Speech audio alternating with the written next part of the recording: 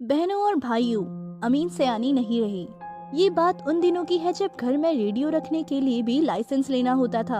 Emergency लग चुकी थी और पापा ने सरकारी नौकरी छोड़कर गांव के बच्चों को 11वीं और 12वीं में अंग्रेजी पढ़ाने का फैसला कर लिया था। बचपन में जोधपुर के कॉन्वेंट स्कूल से निकलकर गांव के करीब प्राइमरी स्कूल कोलवा में आने का ये जो अलौकिक सा अनुभव था, उसमें हर हफ्ते बड़े भाई, मम्मी और पापा के साथ फिल्म देखने का मौका तो छूटा ही, और भी तमाम चीजें साथ छोड़ती रही। लेकिन पापा जोधपुर से एक अदद जो मेरी सबसे प्रिय वस्तु साथ लाए थे, वो थी रेडियो। पूरा रविवार बस रेडियो और मैं। एस कुमार का फिल्मी मुकदमा मेरा फेवरेट प्रोग्राम बन चुका था। और तभी पता ये चला कि कोई तो स्टेशन है जो अगर रेडियो पकड़ ले तो नई फिल्मी गानों से फिजा महक सकती है। रेडियो सिलोन का सिग्नल रेडियो का गोल पहिया घुमाकर और लाल निशान को 1 मिमी से भी कम स्थान के बीच संतुलित कर पाने की साधना जिसने कर ली थी, रेडियो उस रोज उसी के कब्जे में रहता था। जिस दिन उनके कार्यक्रम की पहली लाइन बहनों और भाइयों, मैं आपका दोस्त अमीन सयानी बोल रहा हूँ, सुनने को मिल जाए, यूँ लगता था कि वाकई हमने अर्जुन की तरह नीचे पानी में देखकर ऊपर घूमते चक्र के पार टंगी मछली वेद दी है।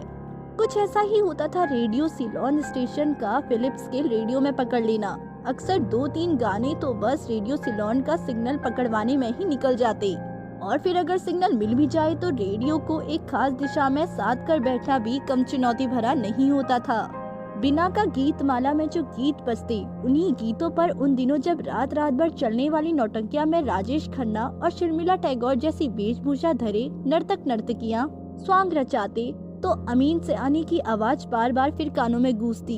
उनका हर पायादान पर बजने वाले गीतों का जिस अंदाज में परिचय कराना और उसके चलते उन सुपरहिट गीतों के गीतकारों और संगीतकारों के नाम याद हो जाना भी कुछ कमाल नहीं था।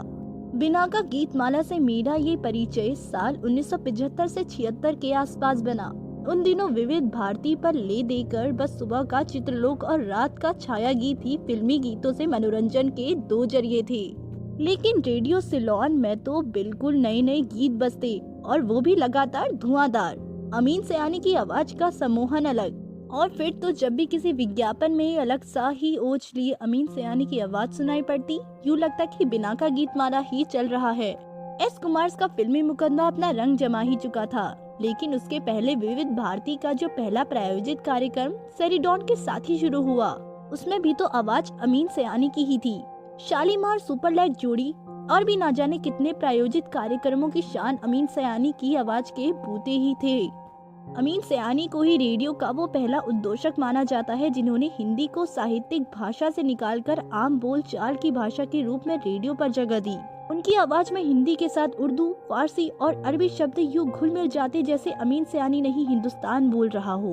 बोली की ये रंगत उन्हें अपनी माँ कुलसुम सयानी से ही हासिल हुई, जो सन 60 तक कोई 20 साल हिंदी, उर्दू और गुजराती में एक अखबार रहबर निकालती रही थी, और अमीन सयानी उनके काम में खूब हाथ बटाया करते। अमीन सयानी के बड़े भाई हामिद सयानी का रेडियो पर बड़ा नाम रहा है। अंग्रेजी उद्घोषकों में वह अव्वल दर्जे के उद्घोषक रहे। अमीन ने अपने बड़े भाई को ही अपना गुरु माना।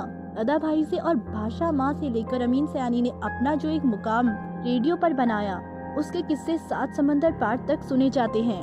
विदेश से मांग बढ़ी तो वो अपने रेडियो प्रोग्राम रिकॉर्ड कर खाड़ी देशों और अमेरिका तक भेजने लगे। BBC रेडियो पर उनका फिल्मी सितारों के इंटरव्यू का कार्यक्रम भी खूब मशहूर हुआ। रेडियो की मेरी पहली यादों में वैसे तो मोदी के मतवाले राही, हवा महल और कब्बन मिर्जा का नफासत से छाया गीत कार्यक्रम में आवाज की दुनिया के दोस्तों को कब्बन मिर्जा का आदाब कहना भी शामिल है। लेकिन एस कुमार का फिल्मी मुकदमा और बिना का गीतमाला की हरियाली अब तक वैसे ही ताजा है जैसे कोई 50 साल पहले के अड़ते पड़ते के मेरे बचपन में खिली रहती थी। तो दोस्तों, आप क्या कहना चाहेंगे इनके बारे में, हमें कमेंट्स में जरूर बताइएगा।